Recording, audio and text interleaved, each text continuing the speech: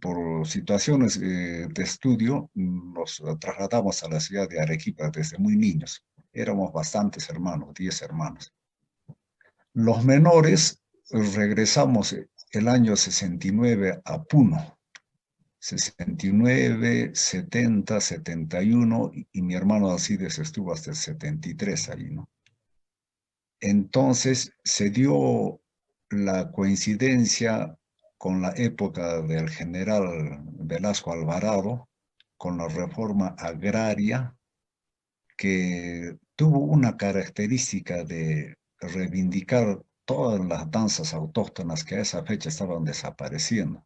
Había sendas presentaciones de los conjuntos, tanto de la zona quechua como de la zona aymara, en el estadio, ¿no?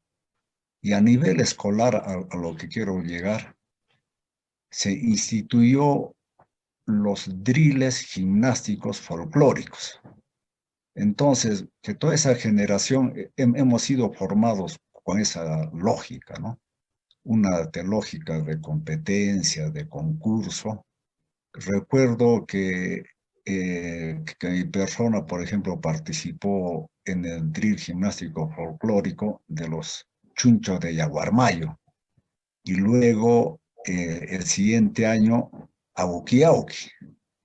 Y a nosotros adolescentes, bueno, te nos daba cosa, pero sí, pues entonces la exigencia era bien clara, ¿no? La vestimenta tenía que ser auténtica, de lana y todo eso, y se prohibía el plástico, ¿no? Entonces, con esa lógica, mi hermano Basides y yo llegamos a Lima, ¿no? Y también en infancia, en vacaciones, tanto en Chucuito como en una propiedad que tenía mi papá que se llama Putini en Ácora, donde solamente hablaban aymara todos, ¿no? Y para nosotros nos sentíamos muy bien con la vida del campo y escuchábamos radios de Bolivia. Y en las radios de Bolivia continuamente pasaban noticias de los levantamientos campesinos aymaras, y donde siempre se hablaba de el Maycu, Julián Apaza, Tupac Katari, ¿no? Entonces, como usted entenderá, como migrantes, como esa generación de migrantes, teníamos que proponer nuestro trabajo como AJP de lo que habíamos aprendido, ¿no? Tupac Katari no era conocido en Lima. Entonces éramos unos pocos que conocíamos de Tupac Katari, ¿no? Fue por eso que propusimos ese nombre, ¿no? Y propusimos que el encuentro tenga la forma de competencia, de concurso. O sea, como nos habían formado en Puno como una lógica de migrante, lo aplicamos en Lima.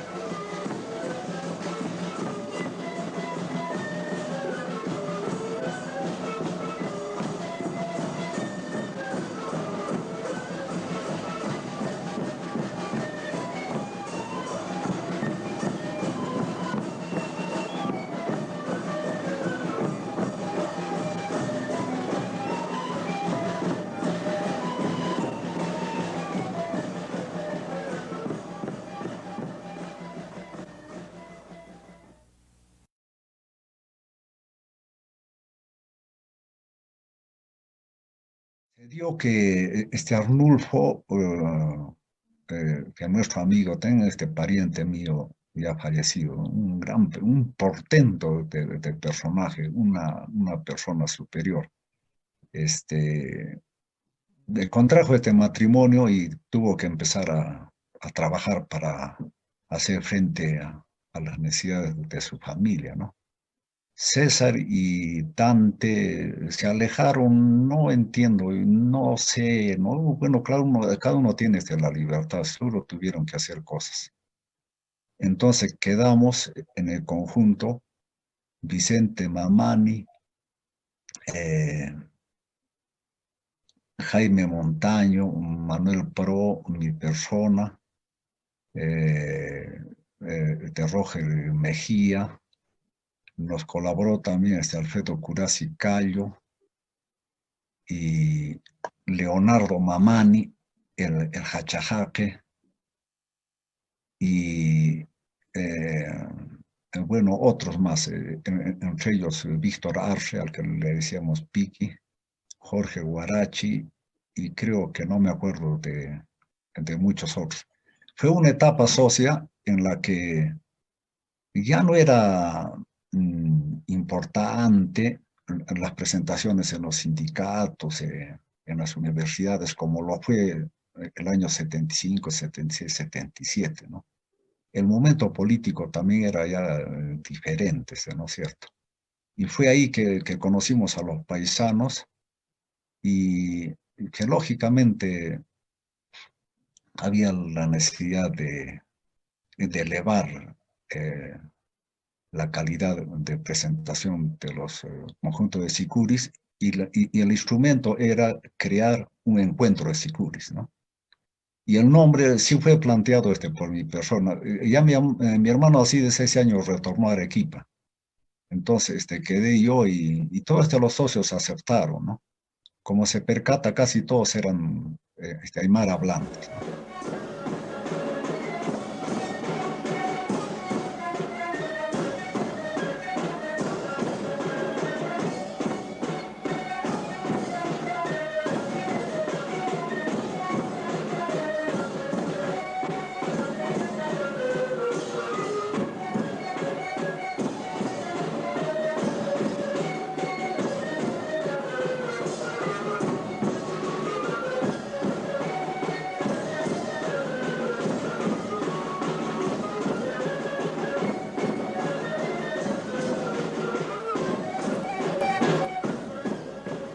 Los que hablamos aymaras somos una minoría, ¿no? Aunque se ha demostrado ya que el aymara nació en el centro del Perú como idioma, ¿no?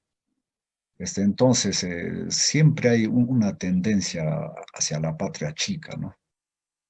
Y, y el altiplano fue dividido en mala hora por Bolívar, que yo no tengo una buena opinión de él, ¿no? Porque nos hizo mucho daño. Incluso percátese que Tupac Katari no conoció la palabra Bolivia, ¿no es cierto? Porque nació antes, que no sería boliviano, ¿no? Y que no se puede decir, por ejemplo, si la morenada o la diablada es de Bolivia o del Perú, porque culturalmente somos uno solo, ¿no? Pero geopolíticamente los aymaras creo que no tienen una reivindicación, por lo menos actual, ¿no? Entonces, siempre el cariño a la patria chica no se planteó que el nombre del encuentro de conjuntos de Sicuri sea, por ejemplo, Pedro Vilcapaz, porque no había un integrante, ningún integrante de la zona quechua, ¿no? Claramente, digamos, a Zángaro, así. Entonces, como todos éramos aymaras, teníamos que plantear algo con lo que nos identificásemos, ¿no? Y de allí el nombre de Tupac Katari.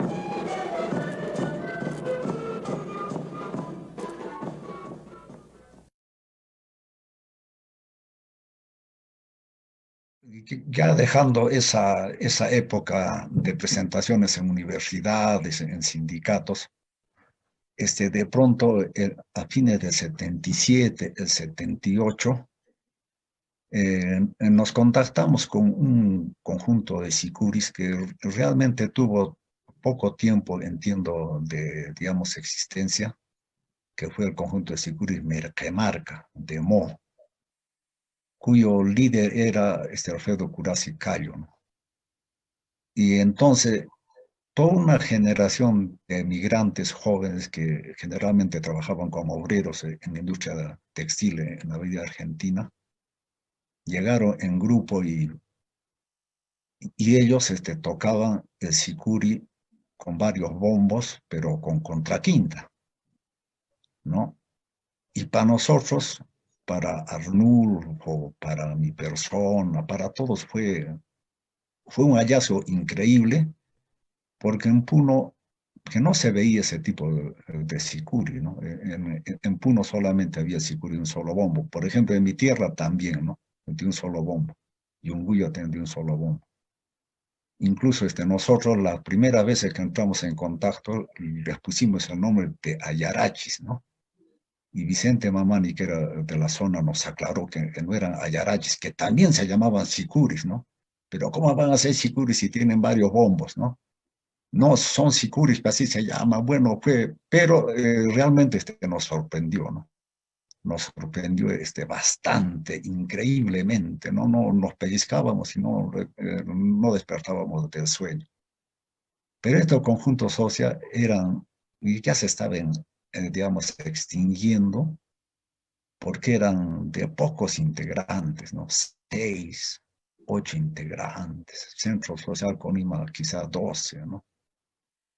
Y se estaba extinguiendo. Por eso fue la necesidad de ponerlos en valor y se contactó un local que creo que, digamos, fue un acierto y ayudó bastante a la concha acústica del Campo de Marte. Porque si lo hubiésemos hecho en un colegio o similar, no hubiese tenido ese realce, ¿no? Entonces, y se tuvo que hacer un trabajo yendo domicilio, por lo menos de los dirigentes, ¿no? Pero sí, te respondieron bien.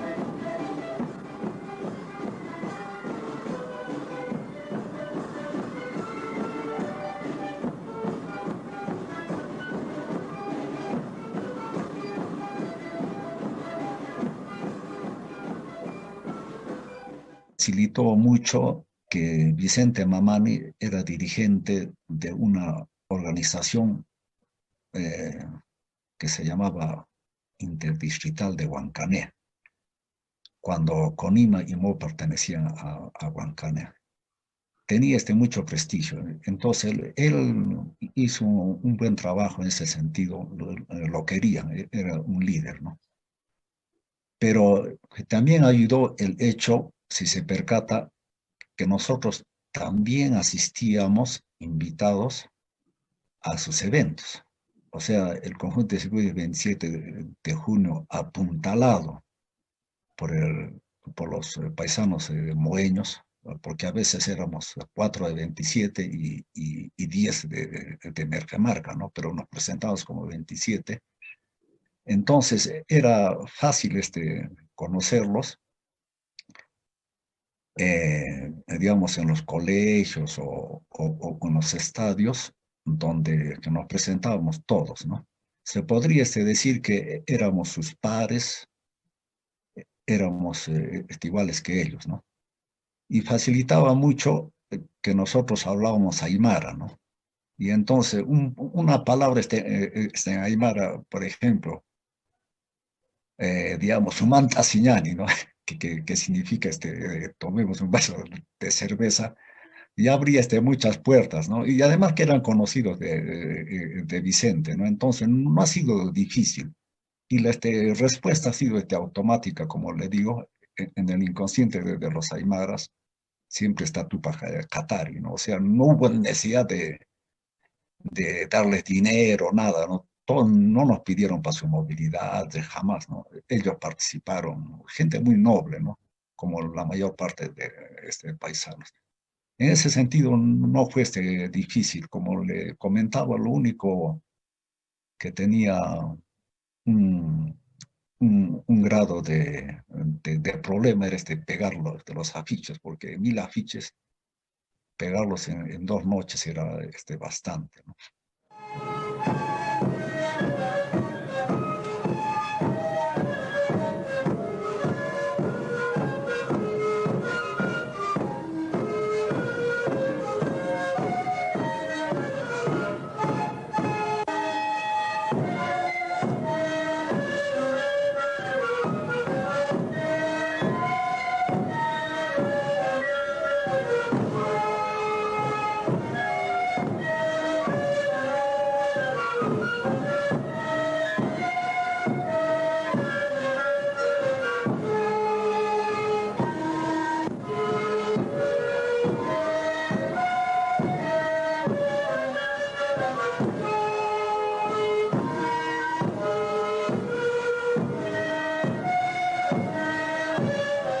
Yo estuve en Lima hasta el año 79-80, entonces sé de las 3 primeras ediciones aproximadamente, ¿no?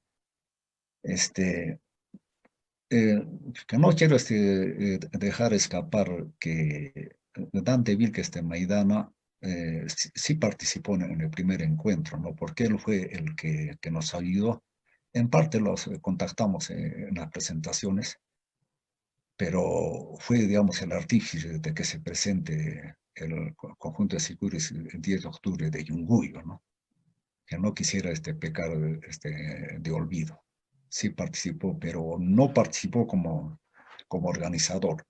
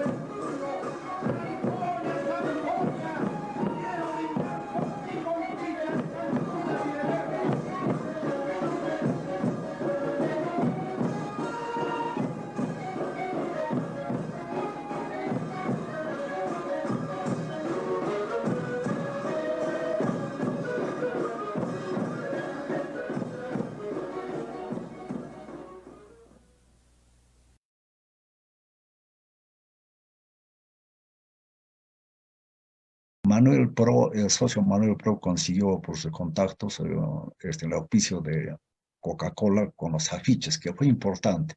Imagínense, esa vez creo que era televisión blanco y negro, la tecnología era muy limitada, ¿no? Entonces todos los eventos donde se requería la asistencia de personas se hacía en Lima con afiches, ¿no? Entonces, con 1000 afiches la hacíamos, ¿no? Y teníamos que pegar nosotros mismos. Eso generó bastante sacrificio, ¿no? Había un bloque de chamba. Éramos por un lado Carlitos Mejía, que lo conocía más como Jabacita, porque era gordita, ¿no? Carlitos Mejía, Hernán Catacora, después Hipólito Cutipa, que era socio Manuel, Manuel Pro, Manuel Pro y el socio Chino Castillo. Como la Coca-Cola nos daba un cheque, nosotros íbamos a una imprenta de centro de Lima, una paralela de la Tacna, no recuerdo el nombre. ¿Se acuerdan bien? Bueno, Vicente ha fallecido, pero Hipólito se recuerda. Entonces, tramitamos una rebaja, ¿no? Que se iba a traducir en un mayor número de afiches, ¿no? Y no cedían ellos, ¿no? No cedían. Estábamos Vicente, recuerdo que estaba Hipólito, Manuel, Roger Mejía, mi persona y alguien más, ¿no? Y no nos poníamos de acuerdo. Y Roger Mejía, al quien llamaban con cariño Jauasa, era un poco impaciente, siempre un poco flemático, ¿no? Parece que tenía que hacer algo, se fue y de pronto regresó corriendo. Se lleva mi carro, se lleva mi carro. Y el asunto era que no tenía carro, ¿no? Y entonces el señor de la imprenta sonriendo ya, pues que nos rebajó, pues ya lleven, ya logramos el objetivo que nos habíamos trazado para esa cita, ¿no? Y nos fuimos corriendo pues, tras el supuesto carro hasta la esquina, ¿no? Y en la esquina nos volteamos, unos riendo, nosotros recriminando, ¿cómo engañas? ¿Cómo esto? Pero fue una anécdota bonita porque no había carro. Sí, Me acuerdo que nos dieron 3 millones de papel, afiches para pegar. Y la pelea era con los chicheros. Y la bronca con los chicheros. Me acuerdo de que nos agarramos en plena pegatina,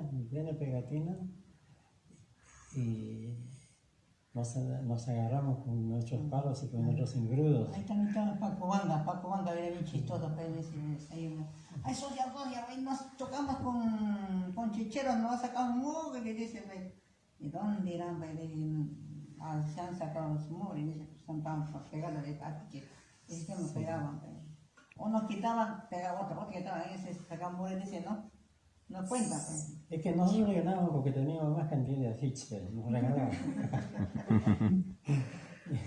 Sí, así era. Y llegamos a la casa pues en la madrugada, 6 de la mañana, todo lleno de engrudo. el socio Leonardo Mamani era muy alto, mediría 1,80 m, que realmente es bastante alto para la raza aymara, e imponía este respeto. Además, había hecho servicio militar, ¿no? Cuando íbamos con él ya no había problema.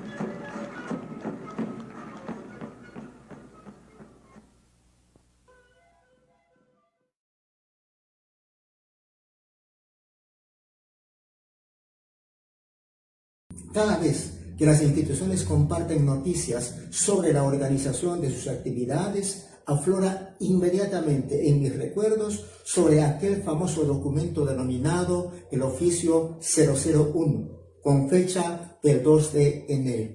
Me estoy refiriendo al primer documento que daba por iniciado al Vía Crucis de ese largo y prolongado proceso burocrático año tras año para efectos de conseguir la autorización para el uso de las instalaciones del Auditorio del Campo de Marte.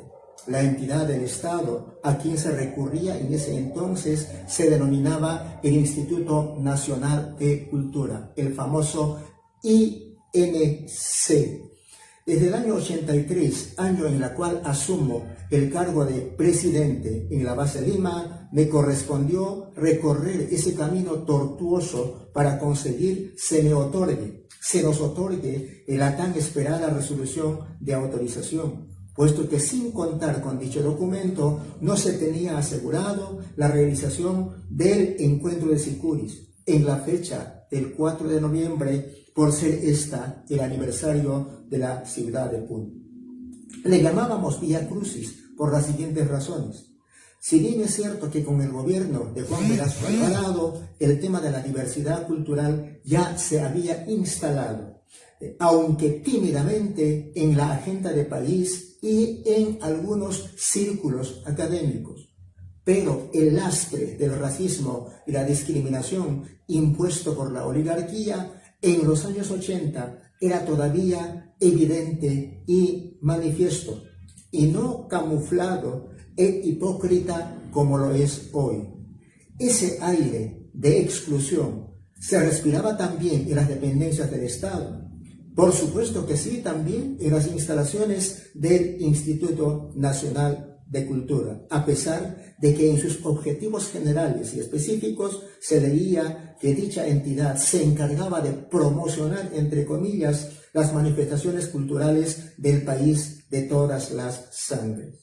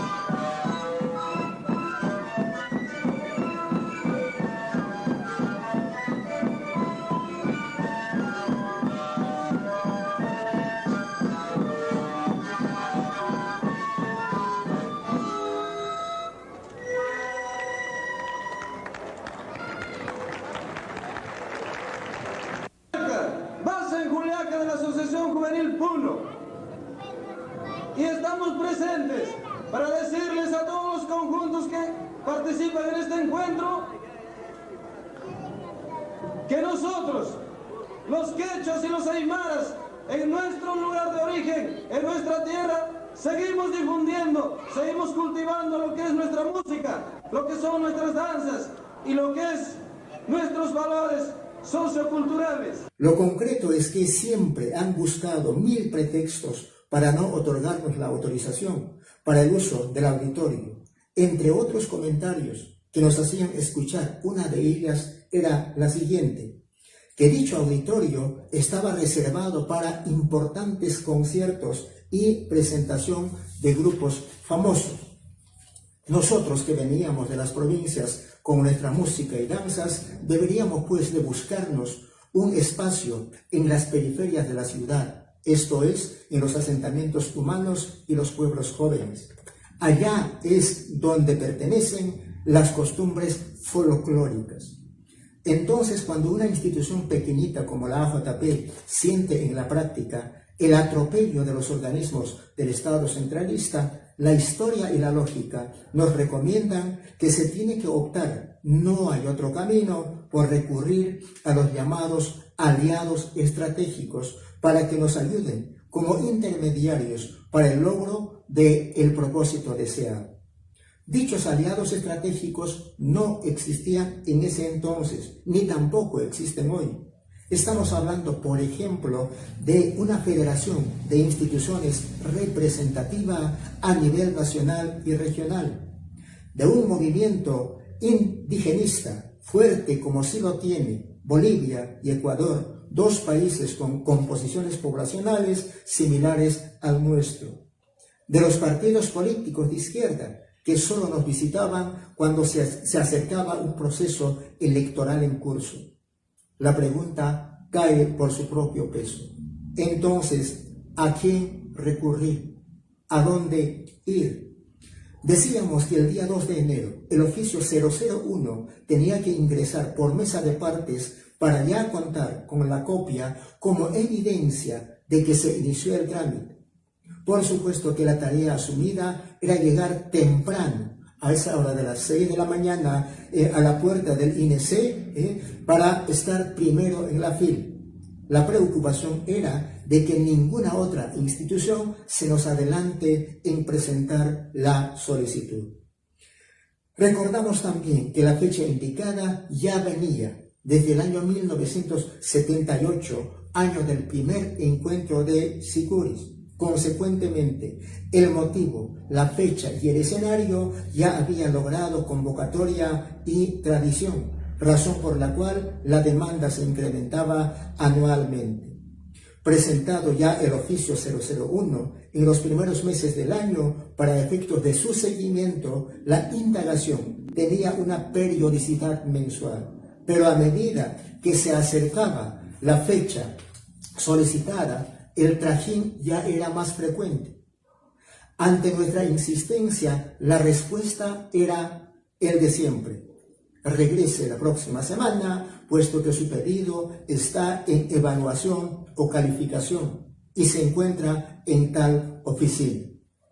Cabe señalar también que en la línea del tiempo de nuestro país, en la década de los 80 y parte del 90, el país experimentó las consecuencias de la violencia política interna y el comportamiento reactivo de las instituciones del Estado para controlar dicha situación se manifestó en el aspecto de la excesiva regulación, en el otorgamiento de autorizaciones para el uso de espacios públicos como el auditorio del Campo de Marte. Recordemos que la presencia de algunos grupos radicales de izquierda en aquel entonces habían logrado insertar en el discurso oficial al instrumento del SICU como uno de los elementos de apología a la violencia.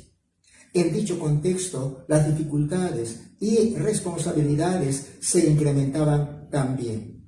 Ya sabemos que cuando aún no se tiene la resolución de autorización, se van postergando los trámites a las subsiguientes entidades como la municipalidad, la prefectura, defensa civil, entre otros. También la promoción de la actividad, invitaciones a las instituciones y a los jurados, etcétera, también se van posponiendo. Obviamente que la situación se tornaba preocupante, ¿por qué no desesperante? Ante la situación descrita, siempre se optó por hacer uso de uno de los últimos recursos, esto es, solicitar el apoyo de los diputados por la región Puno. No hay que olvidar que en los 80 el Congreso de la República aún tenía 2 cámaras. Los nombres de nuestros integrantes, amigos diputados, son Jaime Ardiles Franco, Alberto Quintanilla y Roger Cáceres Velázquez. Por supuesto que ellos conocían sobre el problema o sobre la forma de actuar injusta y discriminatoria de una entidad como el Instituto Nacional de Cultura, pero tampoco se promovía alguna iniciativa legislativa para abordar dicha situación. En el tema de visibilización de nuestra diversidad cultural frente a los intentos de homogeneización neoliberal, dos son los acontecimientos que allanaron con determinación el camino en la búsqueda de un país más integrado, con autoestima propia y con oportunidades para el desarrollo en sentido de horizontalidad. Lo enfatizo, dos son los acontecimientos en la línea del tiempo. Por un lado tenemos al encuentro de Sicuris en el auditorio del Campo de Marte y por otro la impresionante demostración de cultura viva por motivo del sesquicentenario de Huancané en el Coliseo Céntrico, en el Coliseo de los Pitucos, el Coliseo Amauta. Estos acontecimientos históricos de alguna u otra forma marcaron el punto de quiebre entre la discriminación sistemática y la oportunidad para visibilizar sostenidamente nuestra identidad cultural aymara quechua. Cuando se transita contra la corriente y el statu quo imperante, ninguna actividad humana fue ni será sencilla, por lo cual expreso mis felicitaciones a las generaciones de hoy que han asumido responsablemente ese compromiso con la cultura y con la patria, haciendo música y haciendo danza. Giratanakas, Cuyatanakas, Sikuri, Postasiri Giratanakas, Humanakaste, Takpachu Mampi, Adun Tatapta.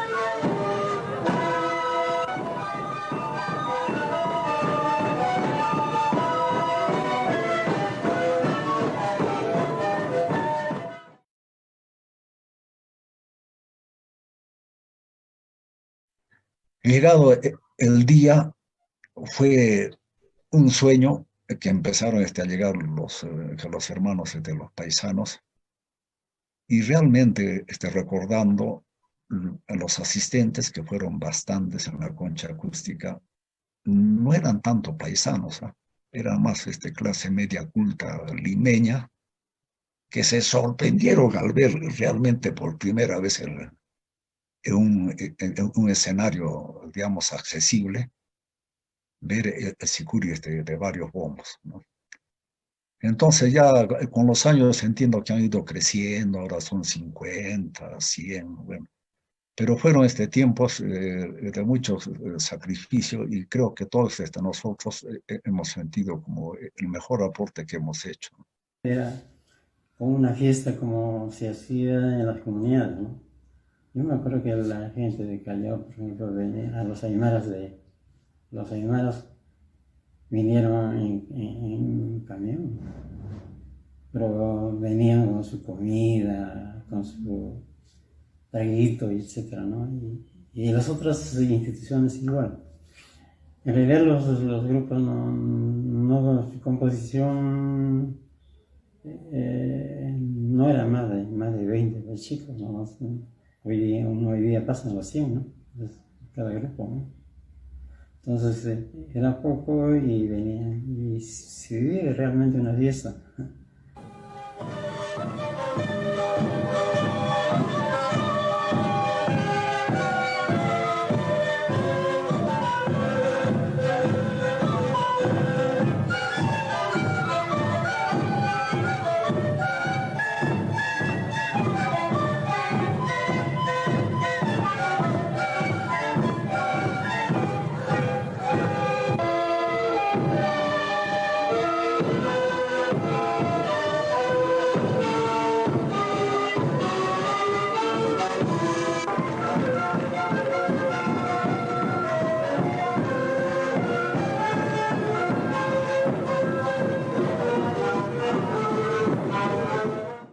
Cada año era un abrazo con los compañeros que no nos veíamos, ¿no?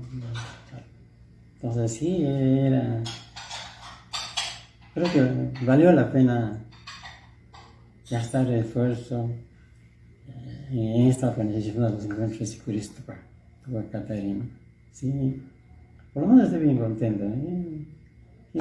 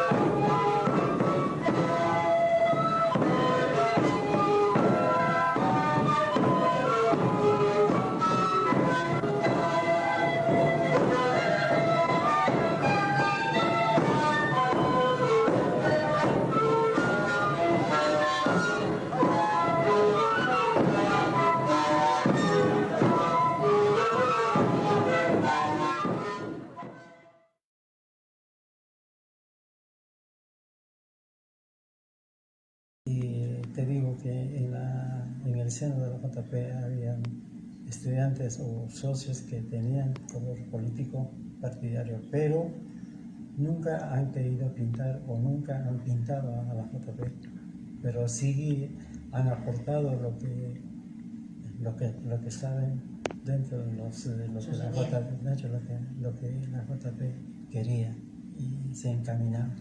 Recuerdo que un compañero huancaneño que fue alcalde de San Martín de Porras, pero era aprista y nos quiso dar un local para la JP, pero con la condición de que nosotros le apoyáramos, ¿no? Pero nunca lo hicimos.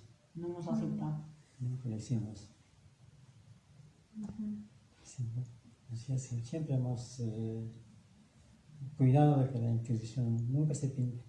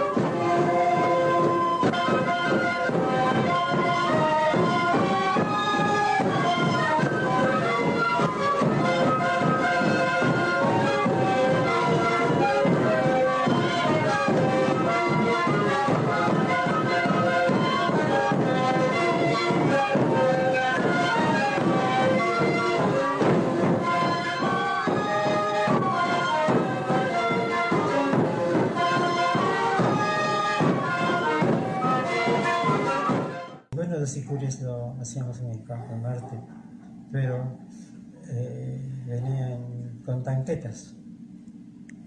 Y Sí, con tarjetas. Y me acuerdo que lo más anecdótico es que en pleno evento aparecen los torricos. Pues, se metieron por detrás, cerca de 30, y en el piso volantearon. Nos asustamos bastante. Pero Vicente Romani también ya había vuelto en esa época y nos tranquilizó. Así también escucharon, creo, sirena y al toque así desaparecieron. Sí, que estaba rapidita. Desaparecieron. Veloz. Bueno, y el susto se fue, ¿no? Pero aún así hemos seguido. Condenado de la presentación. Sí, terminó la continuación todo, pero posterior a eso continuó también.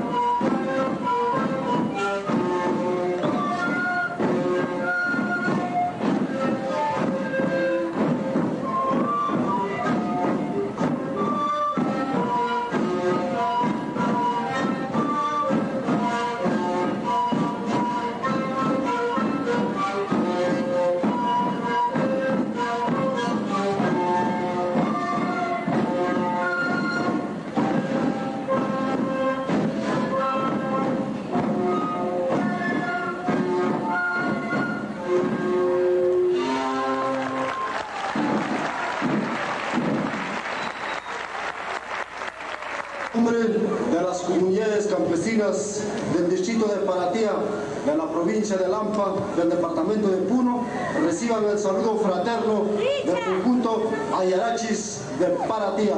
Con ustedes, quizás se encuentra en este recinto, en esta ciudad de Lima, quizás hemos traído el valor cultural Quechua Aymara, un valor cultural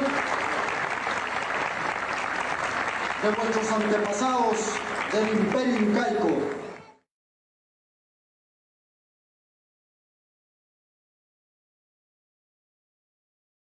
Da risa y reporta de que todo se esfuerzo es para bien, ¿no? Y reitero de que el ver la cantidad de jóvenes que están tocando sicuri es una alegría, cuando antes era un tabú. Los paisanos venían pero traían sus zampoñas y solamente en fiestas deportivas, ¿no? Salían, sacaban un rato las zampoñas y por ahí aparecía bombo y se festejaba, ¿no? Y era así. La grandeza de la JP es eso, organizarlos.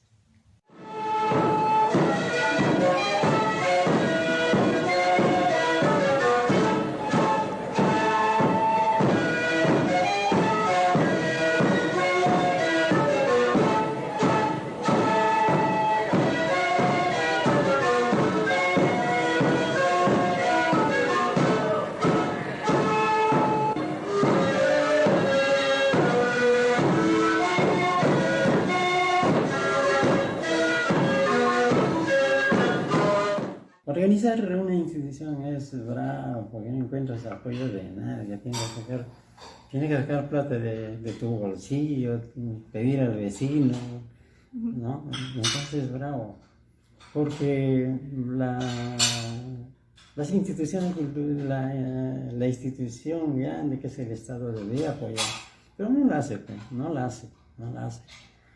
Y entonces, pero a uno le gusta, ¿no? Y tiene que agenciarse el dinero para su organización, para la ropa, instrumentos, local de ensayo, viajes, etcétera, ¿no? Pasajes, etcétera, y eso cuesta. Entonces, sí, yo pienso que para cada uno de los compañeros eso debe ser fuerte, ¿no? Fuerte, pero yo pienso que tener un poco de paciencia, empeño, deseo de que estamos haciendo bien, estamos haciendo algo por nuestra cultura, ¿no? Estamos haciendo bastante.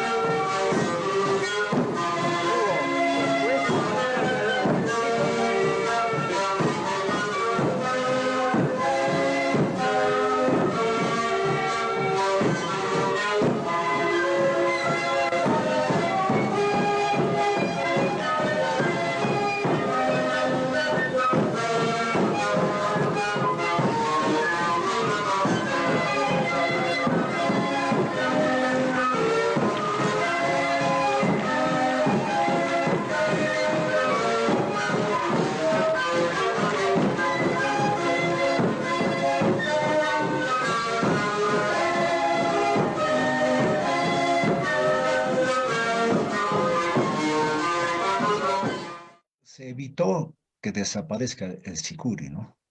Y que el sicuri sea conocido por Lima, y con eso creo que hemos contribuido a que la nación peruana sea cada vez mejor, ¿no? Creo que esto es importante. Que tal es que, por ejemplo, en el desfile del 28 de julio se ha invitado a cantar Tururi, ¿no? Pero pasado las décadas, como usted señala, hay algunas expresiones que han desaparecido. Por ejemplo, los sicuris de San Miguel de Tuito, que realmente tocaban un estilo increíblemente antiguo, ¿no? Creo que más antiguo que los Inca Mamani, pero han desaparecido hasta la fecha, ¿no? Sería bueno recuperar los audios y recrear esas expresiones, ¿no? Pero, como le mencionaba, que los sicuris de Merquemarca de Mo tocaban con sicuri contra quinta, ¿no? Que era su sicuri de ellos. Pero fueron reemplazados al siguiente año por migrantes del 14 de septiembre. Y el 14 de septiembre toca con contracuartas, copia a Cantate Ururi. pero en desmedro de las propias expresiones temoeñas que a la fecha casi ya han desaparecido. Que nadie toca en el departamento de Puno, ni en Huancané, ni en Mo, con contraquintas. Todos tocan con contracuartas. Y es una gran pérdida, realmente es una gran pérdida porque, por ejemplo, el estilo Ojata desapareció, que nadie toca, ¿no? Y hay algunos videos en el YouTube de los siguris de Yoquesani, pero que ya son viejitos, ¿no? Ese es el verdadero estilo de Mo. Creo que sería bueno que no desaparezca, pero... Y se da otro fenómeno, que en Chupalla, en Turputía, en Puno, ya no tocan con contraquintas, todos tocan estilo conima, los jóvenes tocan estilo conima. Entonces acá se produce un fenómeno sociológico, antropológico, que in situ ya desapareció esa expresión, ¿no? Pero que en Lima, felizmente, en bendita obra, que se sigue presentando, sigue existiendo, sigue cultivando el conjunto Inca Mamani, que realmente es una joya que hay que cuidarla y ponerla en valor, debiera ser considerados este patrimonio de la cultura peruana, ¿no? Porque, como les repito, en su zona de Puno ya desapareció, pero en Lima sigue existiendo, ¿no? Eso realmente es increíble. Debemos hacer lo imposible porque no desaparezca el estilo de Inca Mamani. El estilo de Conima está fuerte, no está lozano, tiene para bastante tiempo. Y también para Cava Socia, creo que la JP tiene una tarea pendiente, ¿no? Influir sobre la situación de derechos de autor y similares, ¿no? Porque los aymaras y los quechos también producen melodías, manifestaciones, que es de uso común, ¿no?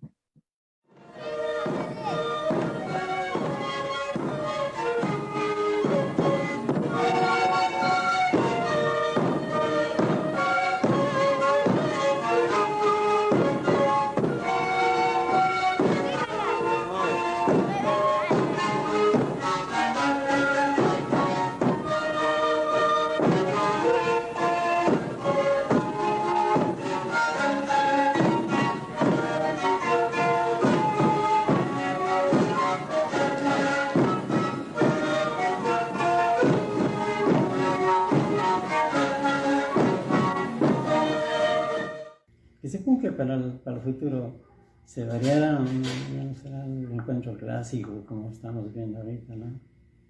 La tecnología avanza y será quizás un encuentro virtual, o no sé, pero ya con los compañeros se diseñará cómo será en el futuro.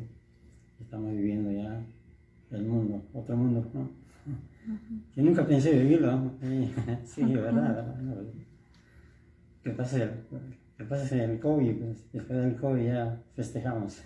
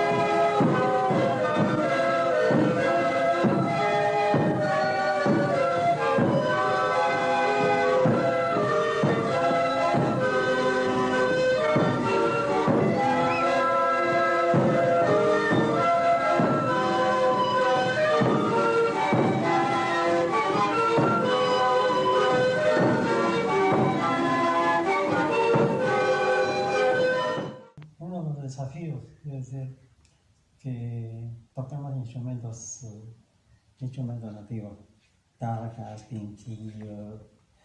Hay una variedad completa y excelente música Quizás la JP soñó o soñamos nosotros hacer eso. Toda la plata de un encuentro lo destinamos a la compra de instrumentos nativos.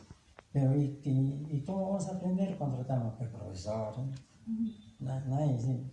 Acá hay socios que nos apoyaban, ¿no? Anda, bailaban en Entonces, Mechetuzo. sí. Entonces, ¿sí? Mechetuzo bailamos. esto creo que esto ha sido en el 79. Ya, con la plata de ese encuentro se fue a Bolivia y el hermano, ¿cómo se llama?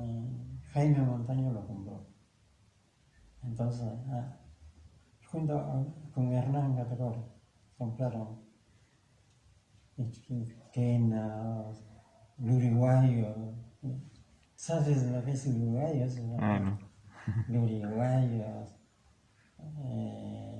Zampoñas para de diferentes cortes, etc. ¿no? Entonces, se quería hacer, pero es tinta que queda en el tintero. Esperamos que esta juventud nueva lo haga. Sería interesante y bonito. Que depende ya, ustedes pueden hacer ese trabajo y yo mientras que puedo apoyar acá la casa que hay. Con mi casa, ¿no? No es mi casa, es mi casa de... La casa de la JP. La casa. Caña compone al hombre, desafiando el silencio, a la sombra, a la muerte breviario de vida.